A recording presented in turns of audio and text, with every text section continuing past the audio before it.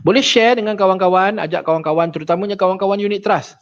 Sebab apa yang saya nak cerita ni, next slide, apa yang saya nak cerita ni adalah perkara-perkara yang saya percaya kawan-kawan unit trust tak pernah dengar. Sebab setahu setakat pengetahuan saya lah, mungkin saya tak tahu juga, setakat pengetahuan saya, topik pewarisan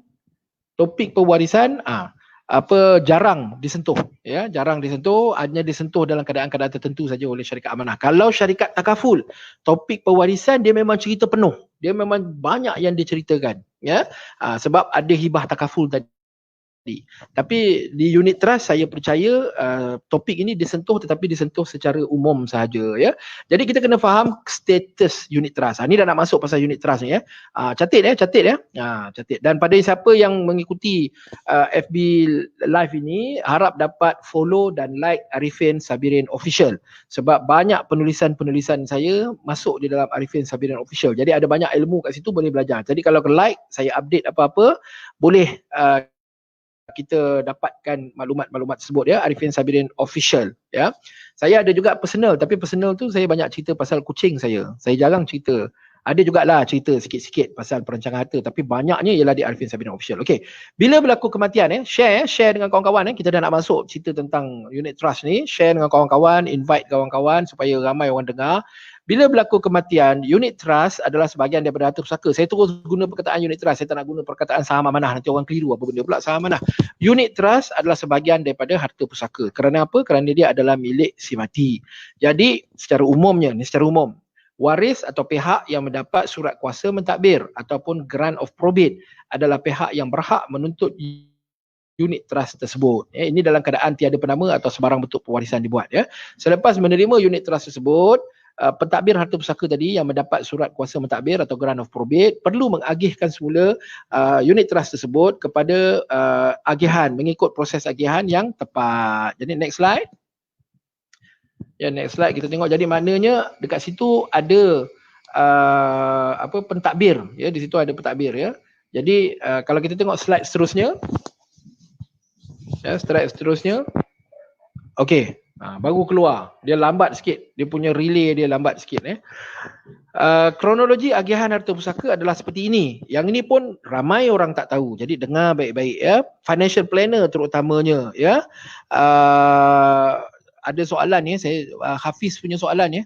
Saya cuba jawab soalan supaya dia tidak berlonggok banyak sangat dekat ujung, nanti kita nak jawab susah, ya.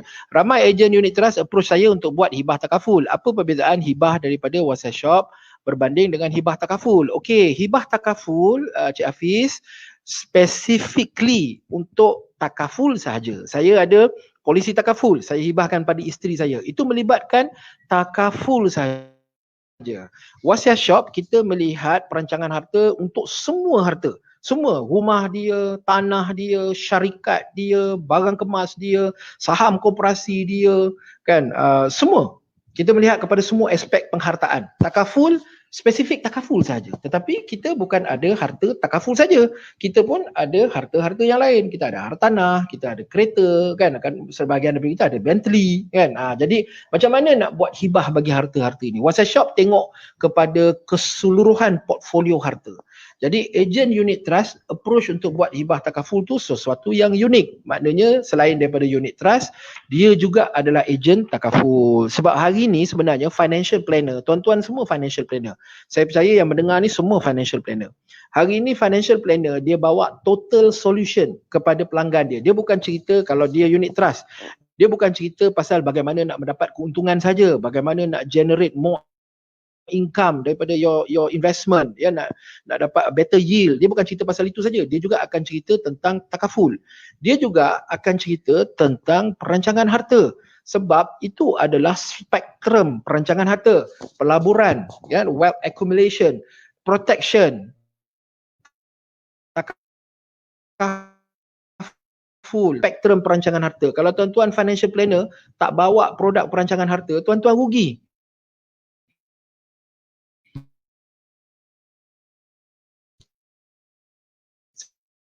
Sebab apa tu berusaha, ya, saya nak buat ambil keyman takaful, ya, you arrange kan, Kalau saya bawa produk takaful, saya boleh arrange lah.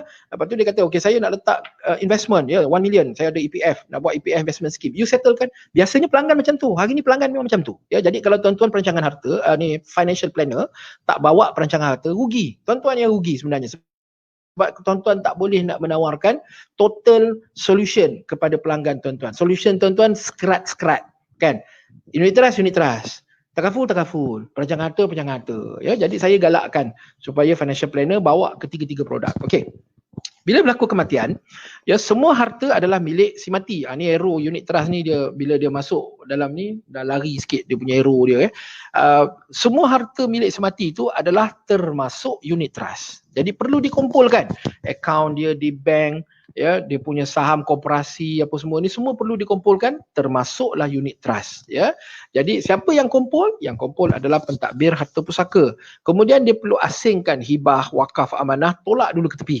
Jangan masuk sebagai harta pusaka. Dah tolak hibah, wakaf, amanah ni, barulah jadi harta pusaka. Kemudian harta pusaka ni ditolak perbelanjaan, pengurusan jenazah, pengkebumian, hutang si mati, hutang kepada manusia, hutang kepada Allah Ta'ala. Tolak dulu siap-siap. Barulah baki harta pusaka yang diperolehi selepas itu ditolak dengan harta sepencarian.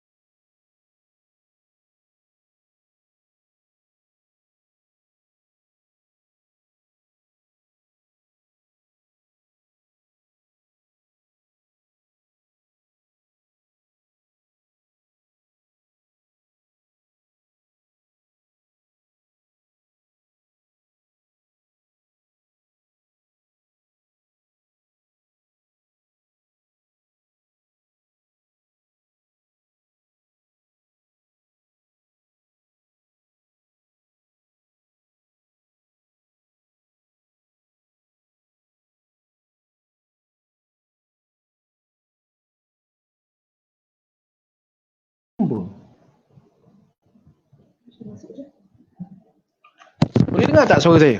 Boleh dengar tak? Suara memang terputus-putus. Boleh dengar tak?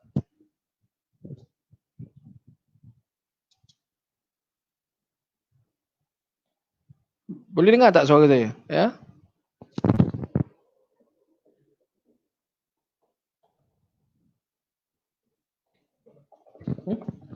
Boleh dengar? Minta maaf memang pagi ni memang challenging betul wifi-nya pagi ni. Pagi ni memang challenging. Okey, boleh dengar Okey, alright. Jadi kita sambung semula tadi. Maknanya tuan-tuan dan puan-puan, kalau hilang tu jangan lari dulu Jangan lari dulu.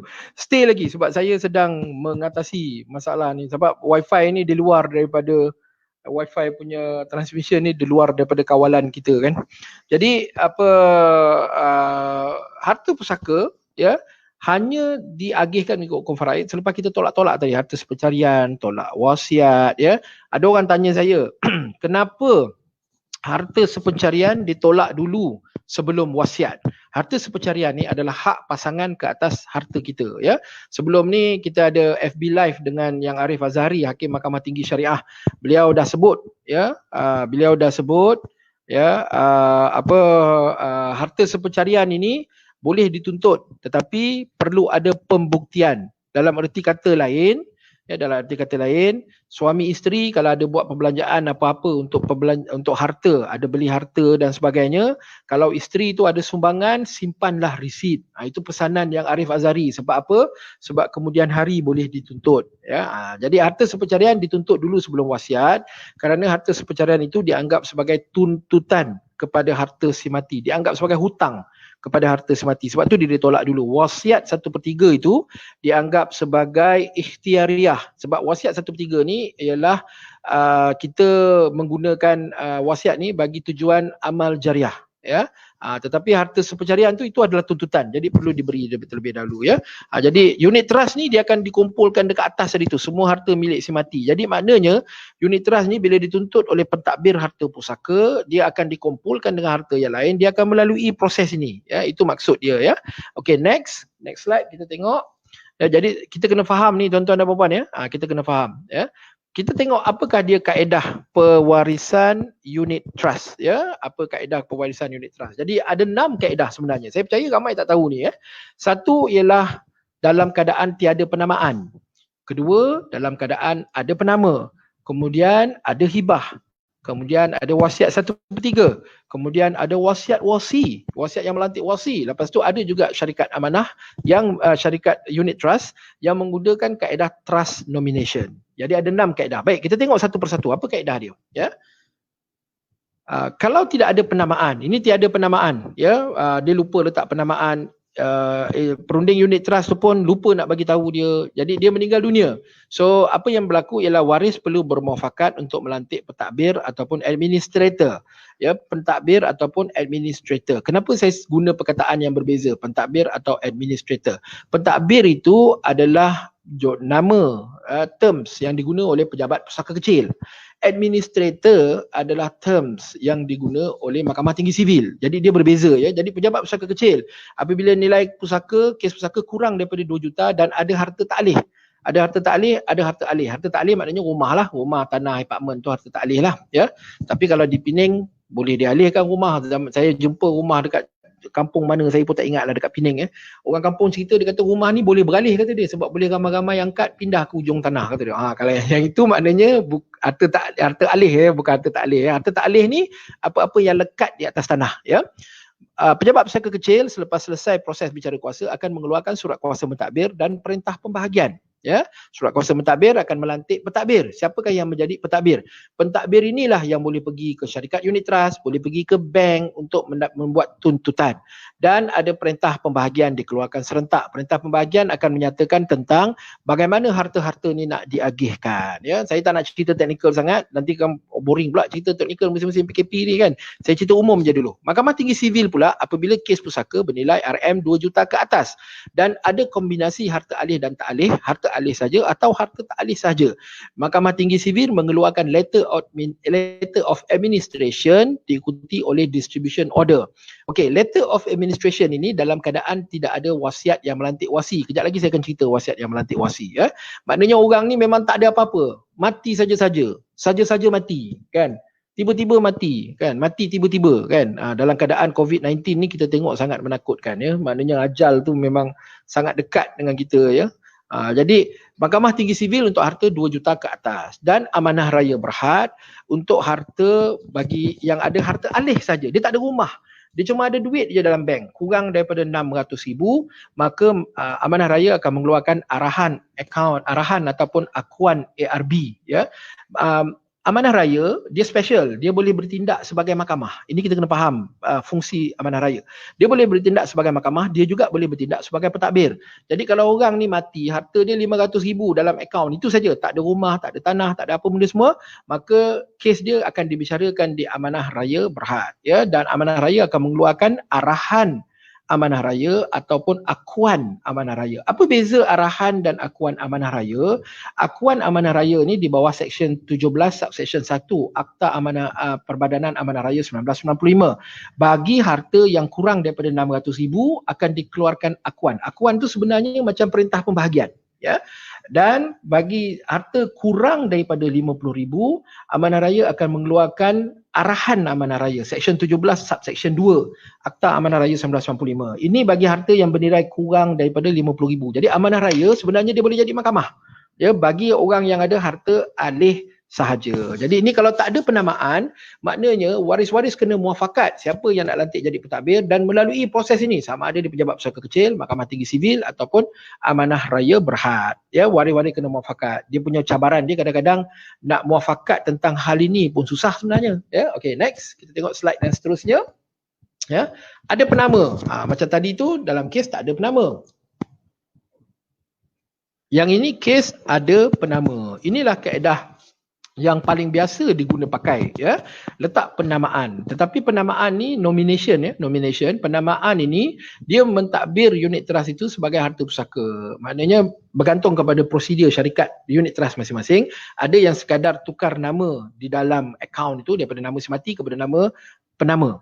Ada yang penama minta untuk cash out, dia cash out. Tengok pada polisi polisi syarikat amanah masing-masing, syarikat unit trust masing-masing, penama bertindak sebagai pentadbir saja, dia perlu agih kepada waris mengikut hukum faraid. Tapi masalahnya kadang-kadang penama terus agih tanpa urus ikut kronologi agihan yang tepat yang saya sebut tadi. Jadi dalam keadaan penama menerima duit tersebut, ini di KWSP pun kami ada bincang dulu sebelum PKP, kita ada mesyuarat dengan KWSP dan KWSP boleh setuju. Ya, beberapa hari yang lepas kami ada pembentangan dengan staf KWSP.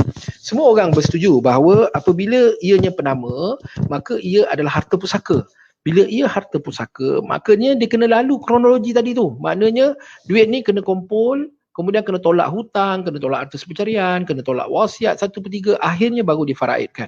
Kalau penama dapat duit, dapat unit trust ni, kemudian terus agih kepada waris, ada kemungkinan besar hutang si mati tak dibayar. Kesian si mati. Waris-waris dah bagi-bagi dah bedak-bedak dah kata orang, duit sesama-sendiri, kau ambil banyak ni, kau ambil banyak ni, kau ambil banyak ni, tapi hutang si mati tak dibayar. Kesian si mati. Padahal dia bukan tak ada aset, dia ada aset, tetapi tak digunakan aset itu untuk menyelesaikan hutang dia. Okey, Encik Azlan Zahari mengatakan kalau harta alih saja tapi lebih 600,000 dan kurang dari 2 juta, nak rujuk kepada siapa?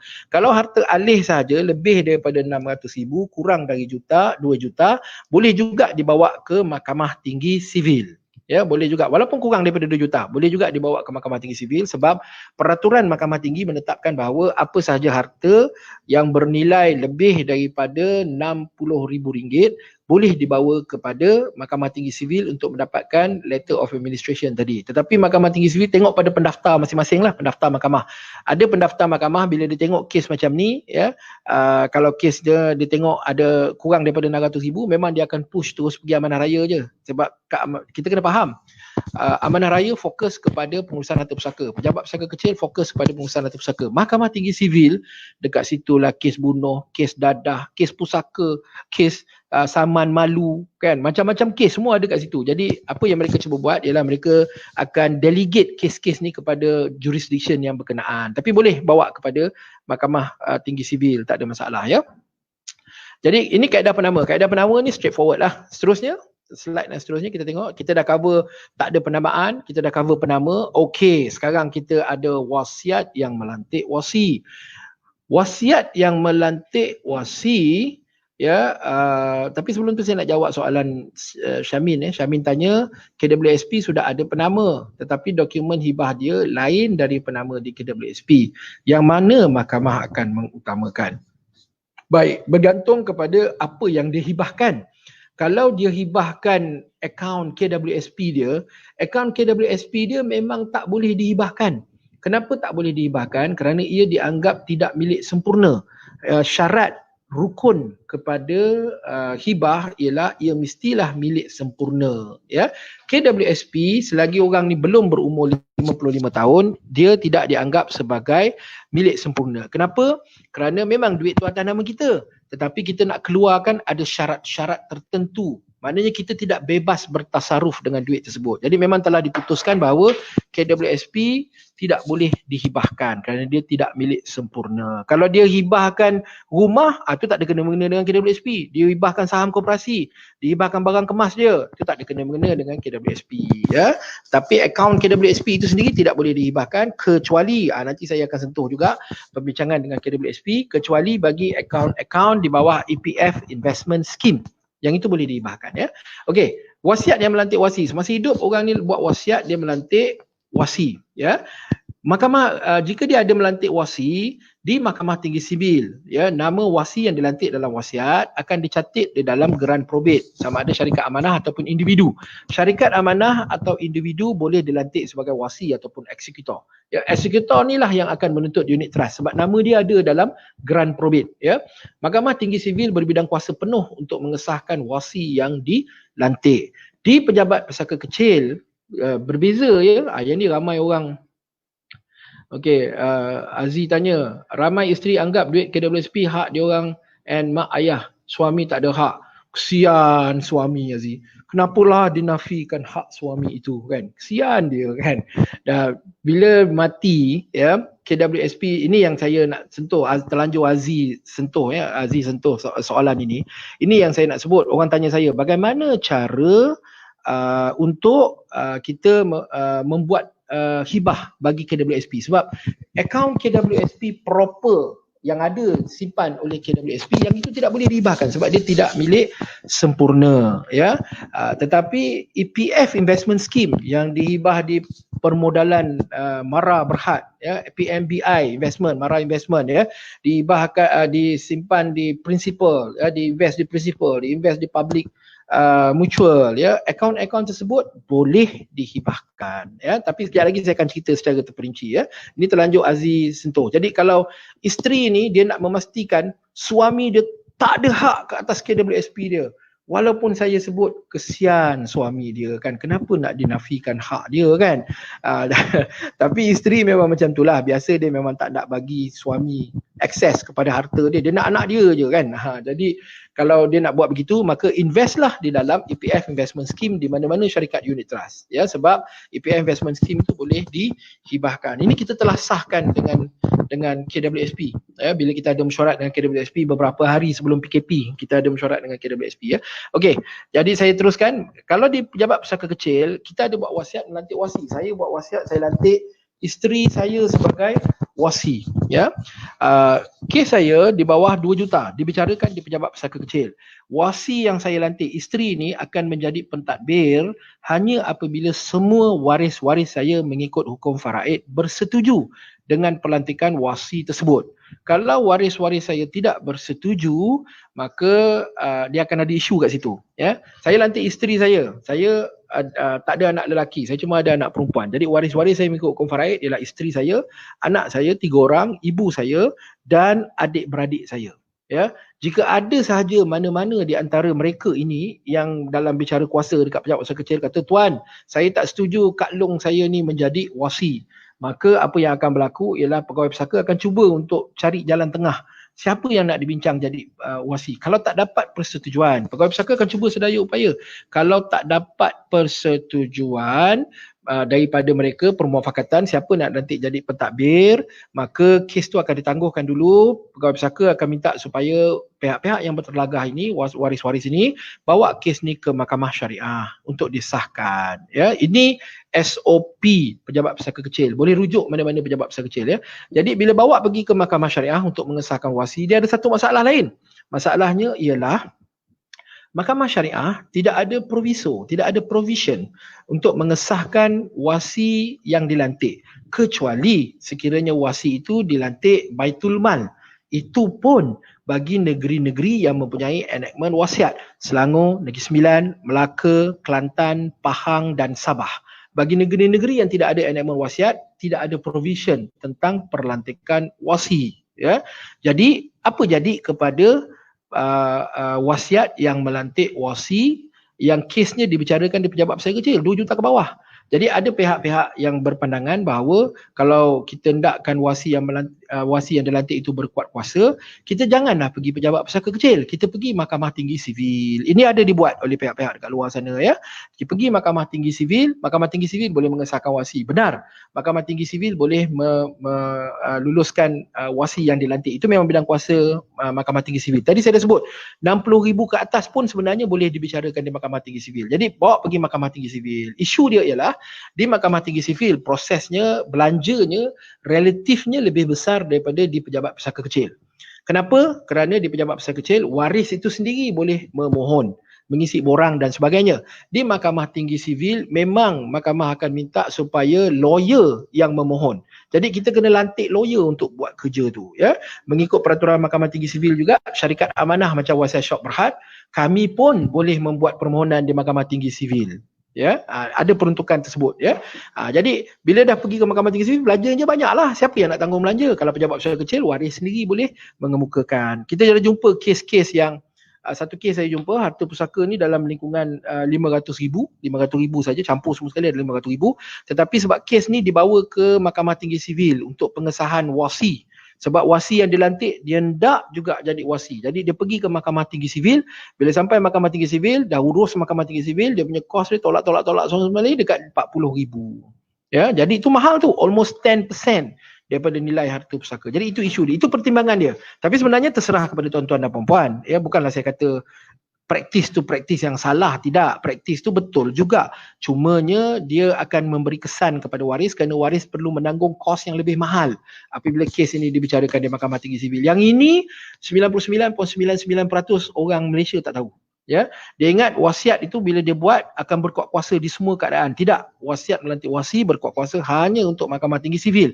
Di pejabat pesaka kecil, ia tidak berkuat kuasa sehinggalah ia waris-waris bersetuju. Itu situasi dia, ya. Kongsi terang, ya, sekarang kebanyakan pegawai di KWSP dah celik pusaka. Bila berurusan berkenaan penama, mereka siang-siang dan nasihatkan agar penama boleh dapat duit kerap membahagikan wang tersebut ikut faraid, ya. Ya, betul. Saya 2 hari lepas saya baru bagi training kepada KWSP, ya, pegawai-pegawai KWSP baru 2 hari lepas, dan mereka sangat excited dapat ilmu yang baru, alhamdulillah, ya. Jika ada wasiat yang melantik syarikat amanah sebagai wasi tapi ada waris lain tak setuju, bagaimana? Ya, ni Ibnu tanya, ya, Ibnu daripada Al-Ustaz. Al-Ustaz ke Perlis, ya. Cuaca cantik Ibnu, dekat utara lah. Jika ada wasiat yang melantik syarikat amanah sebagai wasi, kalau ianya kes yang dibawa ke Mahkamah Tinggi Sivil, pelantikan syarikat amanah tersebut berkuat kuasa. Wasi-wasi yang tak bersetuju, dia kena hujahkan dekat mahkamah kenapa syarikat amanah ni tidak layak menjadi wasi. Tetapi mengikut peruntukan dan amalan, kalau syarikat amanah yang menjadi wasi dibicarakan di Mahkamah Tinggi Sivil, almost confirm 100% Mahkamah Tinggi Sivil akan luluskan. Maknanya syarikat amanah tu memang akan berkuat kuasa. Tetapi kalau ia di pejabat pesaka kecil, ini isu yang saya sebut tadi. Kalau di pejabat pesaka kecil, waris tak bersetuju, dan syarikat amanah kata, oh, aku ndak juga jadi wasi, aku tak kira walaupun waris tak setuju sebab dah ada wasiat yang melantik syarikat amanah sebagai wasi. Maka kalau tak dapat persetujuan, permufakatan di kalangan waris masa perbicaraan, pegawai pesaka akan minta supaya kes itu dibawa ke mahkamah syariah. Bila dia dibawa ke mahkamah syariah, mahkamah syariah tidak ada provision. Mahkamah syariah bagi negeri yang saya sebut yang ada enactment tadi, Selangor, Negeri Sembilan, Melaka, Kelantan, Pahang, Sabah, negeri-negeri ni yang ada enactment. Mahkamah syariah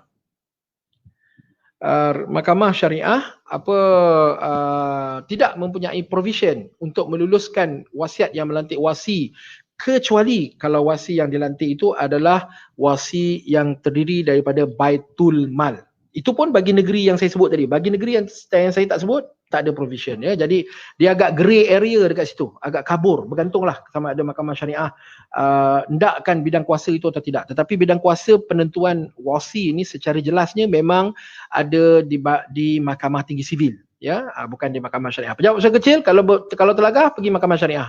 Dia orang tunggu perintah daripada mahkamah syariah. Itu kedudukan dia orang, ya.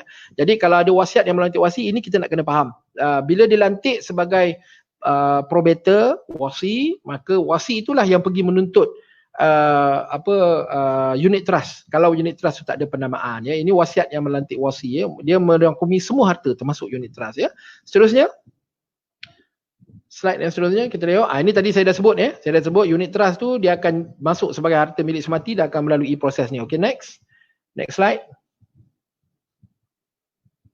Okey, trust nomination, ya, trust nomination, ya. Apa beza wasi dengan eksekutor? Tanya Raziha. Sama aja sebenarnya, sebab wasi perkataan bahasa Malaysia, eksekutor perkataan bahasa Inggeris, tapi sama aja, ya. Okey, trust nomination. Okey, ada juga syarikat amanah yang dilantik sebagai pemegang amanah untuk akaun unit trust. Orang ni, pelabur ni ada unit trust account, ya. Sambil kita cerita-cerita ni, share dengan kawan-kawan, ajak ramai-ramai kawan-kawan dengar, sebab ramai kawan yang tak tahu benda ni, ya. Dan juga jangan lupa follow dan like Arifin Sabirin Official, ya, untuk mendapatkan maklumat lebih terperinci, ya. Trust nomination, ada syarikat unit trust yang bekerjasama dengan syarikat amanah, di mana syarikat amanah dilantik sebagai trust nomination, ya. Syarikat amanah bukan individu, syarikat amanah, ya. Kalau nomination penama tadi dia boleh jadi individu, tapi trust nomination ni memang spesifik memang spesifik bercerita tentang pelantikan syarikat amanah, ya. Mekanisme yang diguna pakai ialah dia akan sediakan power attorney sekiranya kita hendak bagi power kepada syarikat amanah, tetapi kita hendak supaya pindah milik itu berlaku selepas kematian, power attorney. Tetapi banyak juga yang menggunakan kaedah bila saya sebagai pelabur saya decide untuk saya lantik nak lantik syarikat amanah ni lah sebagai trust nomination, maka pada masa saya hidup sekarang akaun itu sudah ditukar registration. Maknanya akaun itu bukan lagi milik Arifin Sabirin, akaun itu milik Wasai Syok Berhad. Contoh, ya. Jadi apa-apa berlaku bila saya mati ke apa ke, ada surat ikatan amanah disediakan. Wasai Syok Berhad, duit ni agihlah kepada waris-waris, buatlah cara macam ni, ya. Bila berlaku kematian, akaun unit trust akan diuruskan oleh syarikat amanah sepenuhnya mengikut arahan dalam surat ikatan amanah. Ya, tapi jika tak ada surat ikatan amanah, maknanya tidak ada arahan spesifik daripada pelabur, fungsi syarikat amanah adalah tertakluk kepada Akta Pemegang Amanah 1949. Ya, maknanya trust nomination ni kalau tak ada arahan spesifik daripada pelabur, tidak ada surat kata amanah, bila syarikat amanah menguruskan, orang ni dah mati, syarikat amanah menguruskan unit trust ini, dia akan agihkan proceed of unit trust ini kepada waris-waris mengikut hukum faraid. Ya, maknanya trust nomination ni pun kebanyakannya amalannya ialah dia akan urus mula jadi faraid kepada waris-waris, dan dia akan ikut kronologi yang tadi saya sebut tadi lah, tolak hutang, tolak apa benda semua tu kan, dia akan ikut situ, ya. Jadi apa beza penama nomination dengan trust nomination? Dari segi perbezaannya, penama adalah individu, isteri, anak, kawan-kawan, best friend forever, kan, penama. Tetapi dari segi hukum tetap tertakluk kepada hukum harta pusaka. Trust nomination adalah syarikat amanah, dia bukan individu, ya, dia bukan individu, ya. Tetapi kalau tidak ada surat ikatan amanah, maknanya samalah juga fungsinya, iaitu dia akan agihkan balik kepada waris-waris, ya. Sama fungsi dia, itu persamaan dia. Perbezaan dia ialah satu individu nomination, trust nomination, syarikat amanah. Syamin tanya, ada dengar daripada pihak KWSP dalam IKIM, dia kata KWSP memang sudah ada penama. Memang saya faham KWSP tidak boleh dihibahkan, cuma si mati ada buat hibah documentation, namun nama berlainan sebagai penama dan dokumen hibah si mati pula lain. Mahkamah akan luluskan yang mana? Orang KWSP kata mahkamah akan gunakan penama. Betul ke? Betul, mahkamah akan guna penama, sebab penama tu dia mengatasi semua perkara-perkara yang lain, ya. Jadi kita financial planner, tolong jangan advise pelanggan kita, pelanggan kita kata saya ada dalam KWSP 3 juta ni, kan, sebab dulu gaji mahal, sekarang dah kena VSS, kan. Jadi saya ada 3 juta dalam KWSP saya, boleh tak saya nak hibahkan? Ya, jawapan yang financial planner mesti bagi kepada pelanggan ialah akaun KWSP tidak boleh dihibahkan. Ini jelas. Jadi janganlah kita buat dokumen di Wasai Syok, kami tak buat, ya, kami tak buat hibah untuk akaun KWSP, ya, tapi hibah untuk EPF investment scheme kami ada buat. Tapi KWSP tak ada, sebab kita tahu memang tak boleh. Jadi jangan kita menimbulkan kekeliruan, ya. Okey. Kalau dah hibah masih tak boleh digugat oleh waris selepas berlaku kematian. Okey, kalau rukunnya sempurna, syaratnya sempurna, memanglah waris boleh mencabar. Sebab di Malaysia ni apa benda yang tak dicabar, tuan-tuan? Semua benda boleh dicabar di Malaysia ni, kan. Termasuklah hibah. Malah transfer of ownership pun boleh dicabar. Orang kata, transfer of ownership, pindah nama dalam geran tu satu perkara yang confirm. Tak juga, boleh juga dicabar atas elemen-elemen fraud dan sebagainya, masih juga boleh dicabar. Tetapi sekiranya dokumen hibah itu dibuat cukup rukun, cukup syaratnya, walaupun dicabar, tetap dokumen itu akan berkuat kuasa. Sebab itu penting, saya ulang balik, kenapa saya cerita panjang lebar perbezaan syarikat amanah dan syarikat bukan amanah tadi. Pentingnya kita menasihatkan pelanggan kita dengan nasihat yang betul. Syarikat amanah ni dia lebih terjamin kerana dia ada panel syariah. Panel syariah ini akan memastikan dokumen itu patuh syariah, dokumen itu patuh undang-undang syariah yang diamalkan di mahkamah syariah di Malaysia. Ya, syarikat Sendian Berhad tadi, syarikat bukan amanah, dia tak ada panel syariah. Jadi siapa yang akan menjamin dokumen itu patuh syariah? Sedangkan orang ni nanti dah tak ada, kan? Pelanggan ni dah tak ada. Jadi macam mana kita nak betulkan dokumen dia? Dokumen dia dah salah, kan? Dokumen dia dah tak patuh syariah, macam mana? Sebab tu penting, ya, kita bagi nasihat yang betul. Hibah KWSP selepas 55 tahun, tanya Raziha. Lepas 55 tahun Puan Raziha, kita dah boleh ambil duit tu dah. Duit tu dah ambil, kita letak kat mana? Duit tu kita ambil, kita letak dekat tabung haji. Duit tu kita ambil, kita letak dekat unit trust, kan? Yang itu boleh dihibahkan, tak ada masalah. Akaun KWSP sebelum umur 55 tahun, KWSP proper, tak boleh dihibahkan, ya. Jadi syarikat amanah ni dilantik sebagai pemegang amanah. Tadi maknanya kita dah cover apa beza penama nomination dengan trust nomination. Trust nomination dia menggunakan syarikat amanah. Tetapi kalau tak ada surat ikatan amanah, kerja trust nomination ni sama juga, iaitu agih kepada waris-waris mengikut hukum faraid. Kalau tak ada surat ikatan amanah, kalau ada surat ikatan amanah yang spesifik itu lain cerita, sebab dia kena tengok surat ikatan amanah ya. Okay, next. Hibah, barulah kita masuk hibah ya. Okey, kalau dah buat trust nomination syarikat amanah tadi, ada soalan ditanya ya. Bukan dekat sini ditanya ya. Ni ada kawan-kawan lah yang WhatsApp saya yang tanya, kalau dah buat trust nomination dengan syarikat amanah boleh batal ke tidak? Boleh batal dengan syarat syarikat amanah tersebut bersetuju untuk dibatalkan. Dan kalau dia bersetuju untuk dibatalkan, ada fee tertentu yang dia akan charge sebagai penalty. Jadi itu tanyalah syarikat amanah masing-masing ya. Saya tak tahu, saya tak boleh cakap bagi pihak semua orang sebab semua berbeza-beza ya. Okey, jadi hibah, akaun unit trust boleh dihibahkan ya, sama dihibah nak bagi siapa pun boleh, nak bagi waris boleh, nak bagi bukan waris boleh. Kita kena faham satu perkara, saya selalu cakap ulang-ulang sekali dan saya tak pernah jemu bercakap tentang hal ini. Yang menentukan hibah itu sah atau tidak bukan saya Arifin Sabirin, bukan ustaz-ustaz ya, bukan profesor-profesor di universiti. Yang menentukan hibah itu sah atau tidak ialah Mahkamah Tinggi Syariah. Ya, Mahkamah Tinggi Syariah. Kalau kami di Wasiat Syok Berhad, kita pernah dapat pengesahan untuk hibah unit trust Bank Islam unit trust, BIMB unit trust seawal tahun 2011 atau 2012 kalau tak silap saya. Ya, Mahkamah Tinggi Syariah meluluskan bahawa hibah itu adalah sah ya untuk unit trust. Maknanya unit trust boleh dihibahkan. Siapa kata tak boleh hibah? Boleh. Ya, Mahkamah Tinggi Syariah ada bidang kuasa tersebut. Mahkamah Tinggi Syariah dia akan tengok rukun. Tadi ni balik pada soalan ya. Rukun, dia akan tengok syarat ya. Jadi dalam unit trust kita ada aplikasi hibah bersyarat. Hibah bersyarat ni ialah selagi hidupnya pemberi dengan kebenaran penerima. Dengan kebenaran penerima, pemberi boleh menikmati manfaat dari akaun unit trust tersebut. Ya. Penerima hibah secara mutlak, penerima hibah ada menerima hibah secara mutlak, dia tidak perlu agih kepada waris lain mengikut hukum faraid ya. Ini kedudukan hibah. Hibah boleh KWSP boleh, akaun KWSP boleh dihibahkan hanya sekiranya akaun itu berada di EPF Investment Scheme. EPF Investment Scheme. Kalau hibah, kalau KWSP proper dekat KWSP tu tak boleh dihibahkan ya. Jadi sini yang pentingnya hari ni saya nak cerita kepada kawan-kawan unit trust.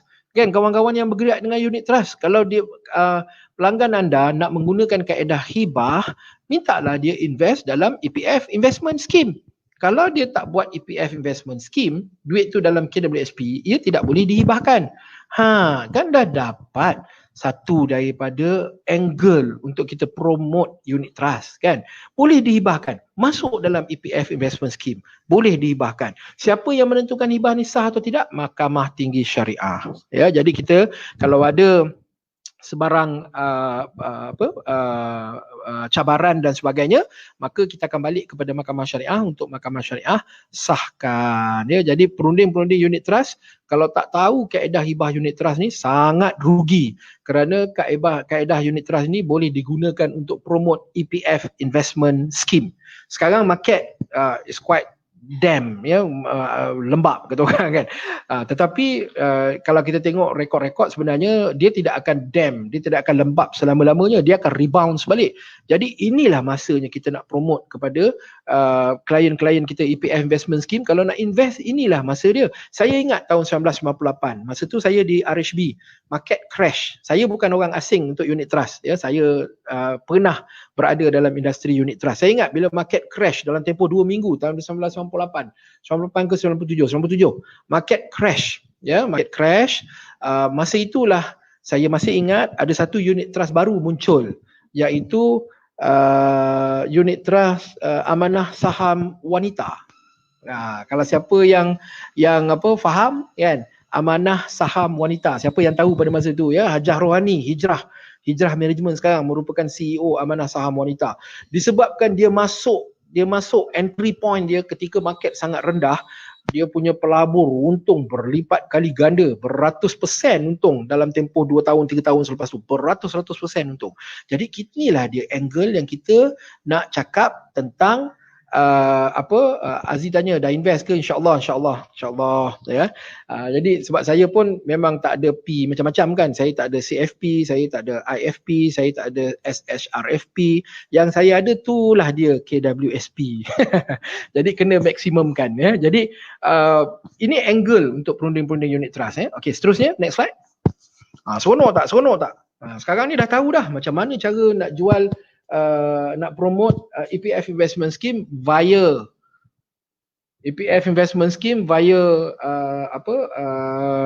hibah.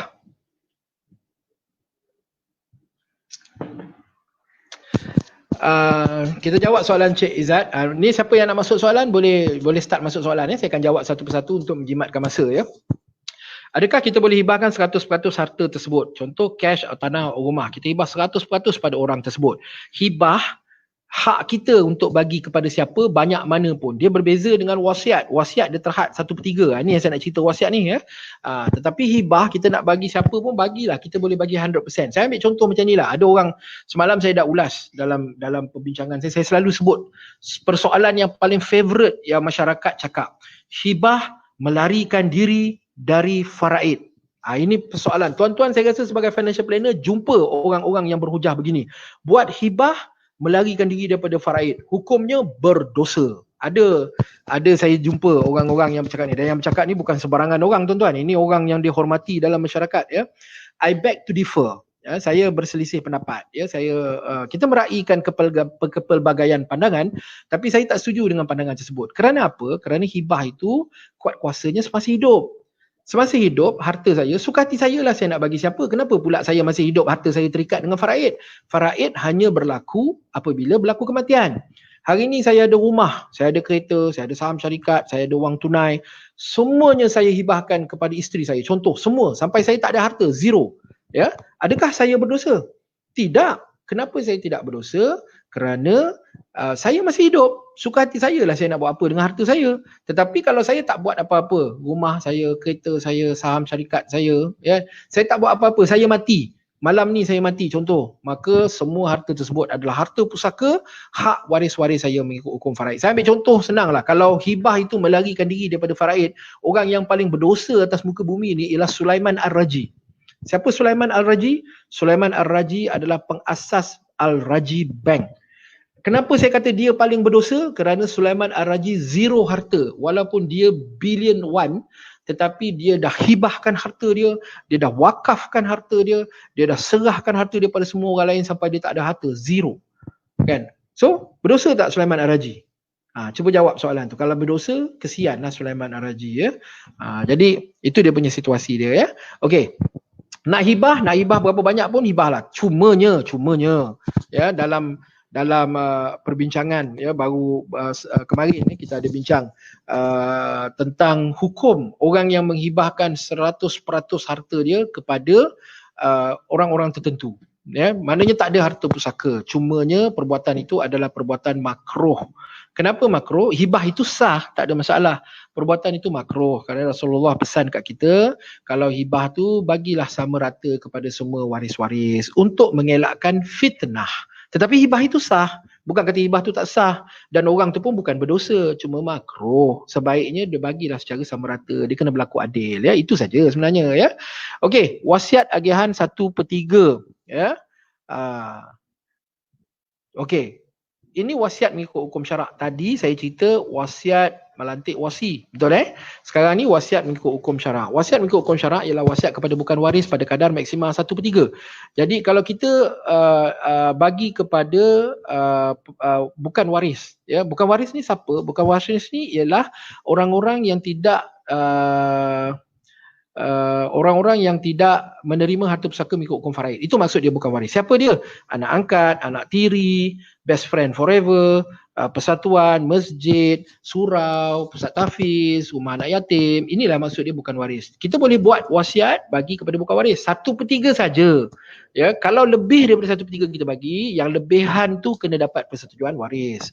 Kemudian apa pula wasiat kepada waris? Ya, kedudukan wasiat kepada waris. Kedudukan wasiat pada waris inilah yang Rasulullah sebut, innallaha ata kulli zi haqqi haqqahu wala wasiatan li waris. ya telah ditetapkan bahagian untuk waris-waris, iaitu mengikut hukum faraid. Surah An-Nisa ayat 11, 12, 176, tidak ada la wasiatan li waris, tidak ada wasiat untuk waris, ya. Jadi kalau kita dalam wasiat kita sebut rumah saya bagi pada anak yang pertama, kereta saya bagi pada anak yang kedua, saham syarikat saya bagi pada anak yang ketiga, anak pertama, anak kedua, anak ketiga adalah waris mengikut hukum faraid. Kalau saya bagi wasiat begitu, maka wasiat itu hanya terlaksana sekiranya semua waris-waris mengikut hukum faraid saya bersetuju. Kalau waris saya tidak bersetuju, wasiat itu batal setakat mana mereka tidak bersetuju. Dan berbeza dengan hibah yang terlaksananya semasa hidup, wasiat terlaksananya selepas mati. Jadi kalau tuan-tuan nak cadangkan ya kepada pelanggan-pelanggan untuk mewasiatkan unit trust mereka kepada bukan waris, nak wasiat pada anak angkat, anak tiri, boleh guna kaedah wasiat 1/3 kepada bukan waris, tetapi dia tertakluk kepada syarat-syarat ini. Clear Hibah tadi nak bagi siapa bagilah, banyak mana pun nak bagilah. Wasiat dia terhad kepada bukan waris saja pada kadar maksima 1/3 daripada keseluruhan harta pusaka, ya. Okey, Cik Madin tanya, adakah harta pusaka yang telah dihibahkan boleh dicabar oleh waris faraid? Okey, yang kita hibah ni bukan harta pusaka, Cik Din, ya, sebab yang kita hibah ni adalah harta kita. Sebab tadi saya sebut hibah ini terlaksana semasa hidup. Hari ni kita masih hidup, kita buat hibah. Hibah ini terlaksana hari ini. Wasiat dia berbeza, dia terlaksana selepas mati. Kita buat masih hidup juga, tapi terlaksana selepas mati.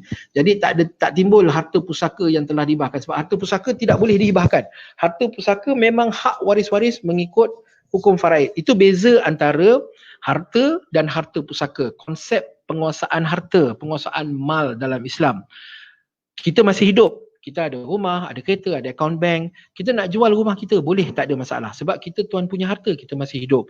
Kita nak draw duit kita dalam bank, kemudian kita nak habiskan, tak ada masalah. Sebab duit tu duit kita, kita masih hidup. Tetapi kalau kita mati hari ni, maka automatik duit kita, rumah kita, kereta tadi sudah jadi harta pusaka. Dia nak dihibahkan harta pusaka tu tak boleh. Harta pusaka tu memang hak waris-waris mengikut hukum faraid, ya. Tapi mungkin persoalan Cik Din ialah adakah harta yang telah dihibahkan boleh dicabar. Tadi saya dah sebut di atas prinsip keadilan, Mahkamah Syariah akan dengar. Mahkamah Syariah akan dengar kalau ada waris-waris yang tak setuju, Mahkamah Syariah akan dengar. Kenapa kamu tak setuju? Nanti warisnya akan cakap lah, oh ni rukun dia tak menepati lah, apa semua, tak ada syarat lah, tak ada apa lah. Ini lawyer punya kerja lah, kan. Jadi dia boleh mencabar hibah tu, tetapi sekiranya hibah itu dah dibuat dengan proper, ya, dah dibuat dengan sebaik mungkin secara profesional, maka hibah itu tetap berkuat kuasa walaupun dicabar. Yang mencabar tu dia hanya memanjangkan proses. Eventually yang menerima hibah tu akan menerima juga dengan syarat. Dia ada syarat. Syaratnya mestilah harta itu, hibah itu dibuat sempurna mengikut rukun dan syaratnya. Yang ini yang ramai orang tak tahu, rukun dengan syarat dia apa, kan. Dan yang ini yang saya sebut awal-awal tadi, perbezaan antara syarikat amanah dengan syarikat bukan amanah. Syarikat amanah dia ada panel syariah yang scrutinize setiap detail, dia scrutinize. Kalau syarikat Senin Berhad ni dia main ikut-ikutan je, ya. Itu perbezaan dia, ya. Jadi next slide. Peluang kepada perunding unit trust. Peluangnya apa tuan-tuan? Tadi sebenarnya saya dah sebut pun. Financial planner membawa solusi lengkap, perlu membawa solusi lengkap untuk pelaburan. Selain daripada takaful, selain daripada unit trust, tuan-tuan juga kena menawarkan perkhidmatan perancangan harta kepada pelanggan. Sebab pelanggan definitely tanya. Dalam saya terlibat dalam industri ini tahun ke-23. Wasiat Shop ini tahun yang ke-16 operasi. Kita dapati bahawa orang sangat concern dengan rumah dia. Rumah yang dia beli ni, macam mana dia nak hibahkan pada anak dia, ya, sebab rumah ni kesan dia jangka panjang. Saya bagi contoh macam ni, ya, cara mudah, ya. Kita fikir tak perlu hibah lah rumah apa ni. Si suami mati, ya, orang selalu tanya saya kan, kenapa selalu cerita suami mati. Kalau isteri mati pun serupa jugalah dia punya keadaan. Cuma bezanya saya selalu cerita suami mati kerana saya jaga yang akan terkesan adalah isteri yang ditinggalkan. Ya, kematian suami, isteri yang ditinggalkan. Kita tengok kan dalam berita, ya, mangsa COVID-19 di Johor Bahru tu, ya, yang mana ibu tunggal perlu membesarkan anak kecil 5 orang, ya. Masya-Allah, ya. Terkesan tu, mesti terkesan punya bila suami meninggal dunia kan. Jadi bila suami meninggal dunia terkesan isteri. Isteri ni banyak yang menunggal selepas tu sampai bila-bila kan. Kalau suami dia berbeza kan, lepas dia kematian isteri dia jarang menunggal kan. Isteri banyak menunggal. Sebab tu lah saya selalu cerita isteri mati, suami mati sebab kesan dia pada isteri ya. Jadi pelanggan memang hendakkan paling banyak permintaan sekarang yang kita tengok 90% permintaan di Wasiat Syok Berhad bila orang nak buat dokumen hibah, dia akan nak buat hibah rumah dulu. Satu, sebab dia faham nilai rumah semakin lama semakin meningkat. Hari ni rumah dia 500,000.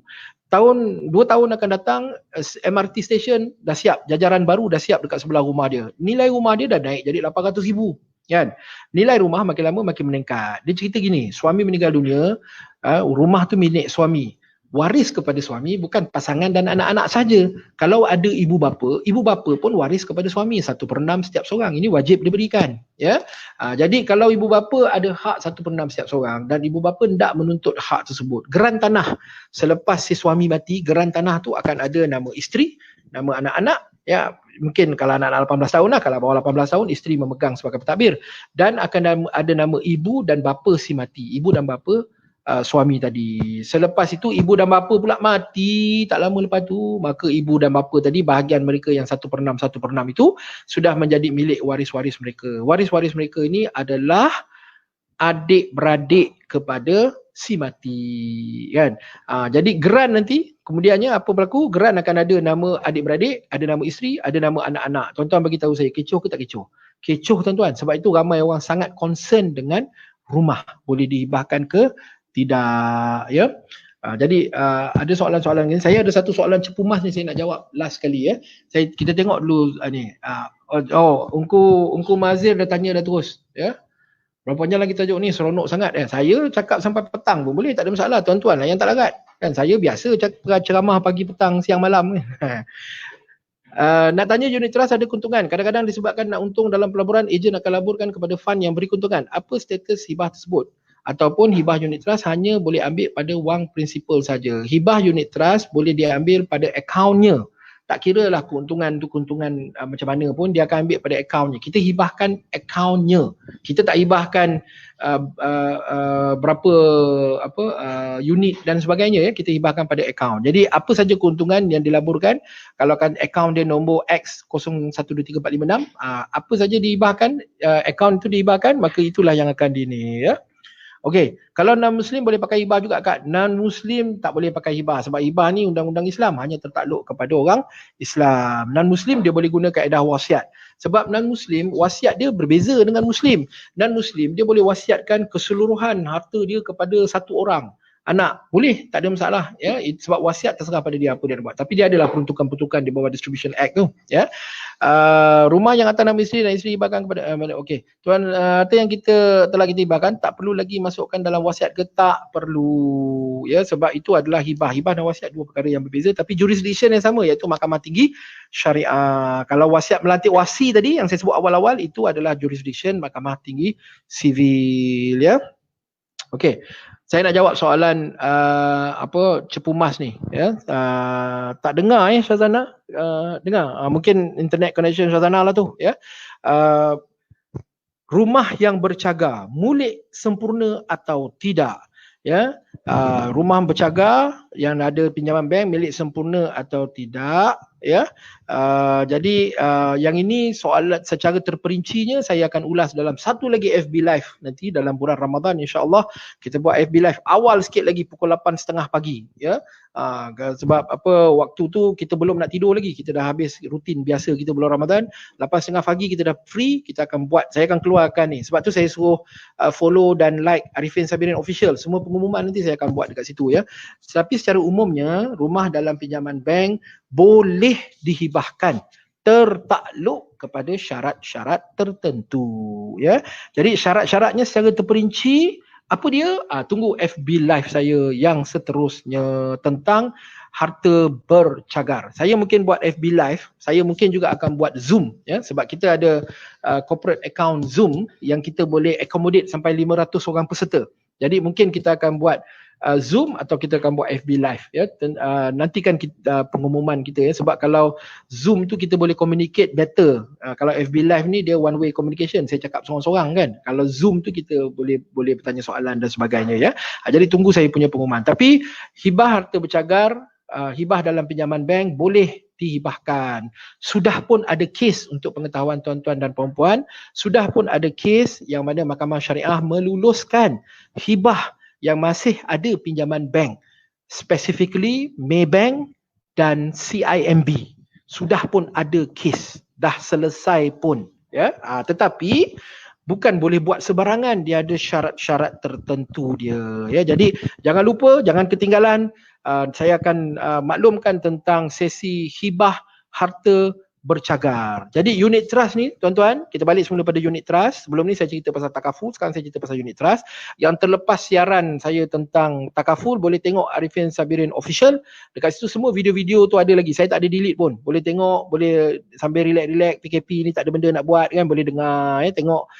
Jadi boleh dapat maklumat banyak kat situ. Sebab tu saya suruh like dan follow Arifin Sabirin Official ya. Jadi untuk unit trust maknanya mana satu kita nak cadangkan kepada pelanggan. Kita nak cadangkan kepada pelanggan sebenarnya ikut keperluan pelanggan itu sendiri. Boleh jadi juga tiada penamaan, let it be, biar aja macam tu. Boleh jadi guna penamaan. Boleh jadi guna wasiat yang melantik wasi. Boleh jadi guna wasiat 1/3. Boleh jadi guna trust nomination. Boleh jadi guna hibah. Ya, jadi kesemua 6 kaedah ni boleh diguna pakai mengikut keperluan pelanggan, sebab setiap orang pelanggan keperluan dia berbeza-beza ya. Tengok kepada pelanggan tu sendiri. Jadi tuan-tuan sebagai perunding unit trust boleh bagi cadangan yang betul. Oh ya, sebelum saya terlupa, nasib baik pembantu saya ingatkan saya. Saya dah terlupa dah ni sebenarnya. Tapi nak jawab satu lagi soalan. Nur Hidayah tanya, tidak lagi boleh dituntut sebagai harta sepihan sekiranya hibah yang dilaksanakan sempurna rukunnya ya. Jadi baik-baiknya bila suami nak hibah kepada anak-anak, isteri tahu. Ya, isteri tahu tentang al-kad hibah tu. Jadi kalau isteri tidak ada sebarang bangkangan, maka hibah itu sah ya. Okey, terus slide-nya ya, ini peluang. Ini ramai orang tanya saya ni sebenarnya. Tak ada apa-apa ke hari ni? Tak ada apa-apa ke hari ni? Kan? Jadi saya nak bagi tahu bagi perunding-perunding unit trust ya, ataupun sesiapa sahajalah yang berminat untuk bersama-sama dengan Wasiat Shop dalam perjuangan mendaulatkan muamalat. Wasiat Shop kita patuh syariah, saya beritahu tadi.